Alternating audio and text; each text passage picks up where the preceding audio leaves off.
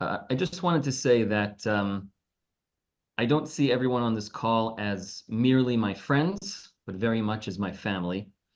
And I will simply divide you into two groups. Those who have recently returned from an awe-inspiring trip to Adi Negev Nachalat Iran, and those who are going to visit very soon. I reference very, very often the Adi magic. It is more than I could even express. Ahead of October 7th, each and every day, we dealt with hundreds and hundreds of visitors and volunteers who were coming and going. And for a short period after October 7th, for weeks that felt like years, we didn't have visitors. One of the things that was missing the most in terms of visitation was our visitors from the IDF. The IDF has made it a regular occurrence that they will send full battalions of soldiers to first and foremost understand what is it that IDF legend, Major General Reserve Doron Almog, did in his retirement years. How did he change the world? And secondly, to understand what it is that they're protecting. When the IDF soldiers take their oath to protect every member, every citizen in the state of Israel, they're protecting us from the weakest to the strongest. And them being the strongest, they have to understand, they have to identify what it means to be the strongest, protecting the weakest. When they come to Adi Negev, they understand that that actually is not the way to go. It's an understanding that we are all humans. We're all part of a spectrum. Some of us might be touched by disability now. Some of us might be touched by disability later. But at some point in time, that humanity, that human frailty, that will show.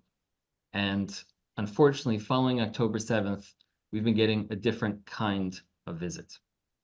Since October 7th, we've been serving and healing several dozen soldiers. In the time that I have, I just want to give you two quick stories about two inspirational soldiers and what they've been teaching us, and the role that JNF-USA has been playing in healing them and their friends. On your screen, you see several pictures that will help me as I illustrate this narrative. To the left, you see the smiley face of Ron Vaknin. Ron Vaknin is just 21 years old. He's a soldier who, immediately following October 7th, reported for duty in his elite unit, and he was part of the many soldiers, part of the maneuver to house by house in Gaza, rid those houses of explosives, of caches of weapons, removing terrorists and bringing them to justice. In the middle of February, Ron was part of a crew that was going from house to house. They identified a cluster of 4 houses that they knew were housing terrorists. As they approached, those terrorists set off via remote control a cache of explosives just outside at the perimeter of those 4 houses. And Ron and his fellow soldiers were blown backwards by the blast. Ron was riddled with shrapnel. He had shrapnel all up and down his leg and his back. He was rushed to surgery. As the surgeon was repairing his leg, they realized that he had a piece of shrapnel on his neck that had nicked an artery. And the surgeon said that had it been 1 inch away, 1 inch further down, he would have been a paraplegic for life. They mended him. And then Ron said, when he was able to finally speak, the thing that so many soldiers have been saying: I live in the South. I live in the Negev. I want to go home. I understand that I need rehabilitation, but I need to do it closer to home. Where can I go?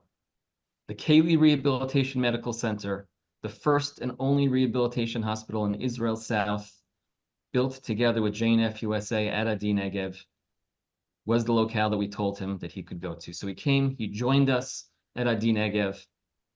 Within days of his arrival, he was already up on crutches. He was moving around. You can see in the picture, he has that boot, he has those crutches, but to the best of his ability, he tries to move forward, and he keeps saying the same thing over and over and over. I need to get better because I need to get back in there and I need to fight. The level of heroism and humanity and humility in this young man is not, you just won't find it elsewhere. At the same time, the young man that's right next to him in a specialized walker, that is Idan Cohen, is no less heroic. Idan is one of our special education students. In addition to 170 residents with severe multiple disabilities who live with us 24/7, 365, we have 190 special education students who come to us every single day. That includes Idan. And Idan was told that as a wheelchair user with multiple disabilities, he would never, ever walk. As you can see from the picture, you're right, he's not walking, he's running. Thanks to physical therapy, hydrotherapy, and a specialized walker bought specifically with money raised by the JNF-USA Mobility Fund.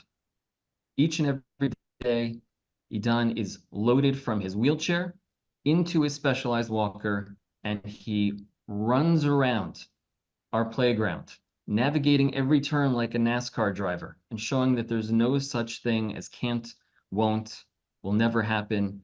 He puts all of those thoughts to the side and he shows what is possible.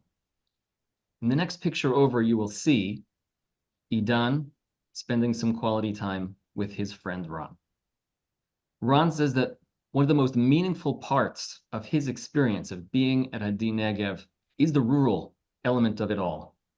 How beautiful it is, how lush and green that he can walk all the way and see the horses at our therapeutic horse farm, see the animals at the safari petting zoo, use the hydrotherapy pool, so many different resources that are there for him. But more than anything, what he loves is interacting with our special education students, with our residents, people like Idan, people who remind him why he's there, why he's here really on this earth. And he understands that why he's there, why he went through this ordeal, is because he needed to come out of Adi Negev as a different person. Adi Negev is not just a heal your body kind of rehabilitation village. It is very much a heal your heart, heal your soul kind of rehabilitation village. So every single soldier who's there is so thankful for the dedication of the staff. They are so thankful to be in this beautiful rural area, but more than anything, they are so grateful to be surrounded by people like Idan who remind them why they're on this earth. And finally, I just want to point to the bottom of the slide. Just 2 weeks ago, we had a wonderful friend of ours, longtime JNF-USA donor, Arthur Regal from Long Island. He came to the Elie Rehabilitation Medical Center to make a beautiful dedication, donating 2 hospital rooms in honor of his beloved parents, in memory of his parents. And following the dedication ceremony, we went upstairs and he had sponsored a luncheon to thank all of the soldiers for their heroism, but more than anything, to hear their stories. He wanted to thank them, each one individually, to thank them for their stories. And as he was hearing story after story, he was beside himself. And he said, you know what?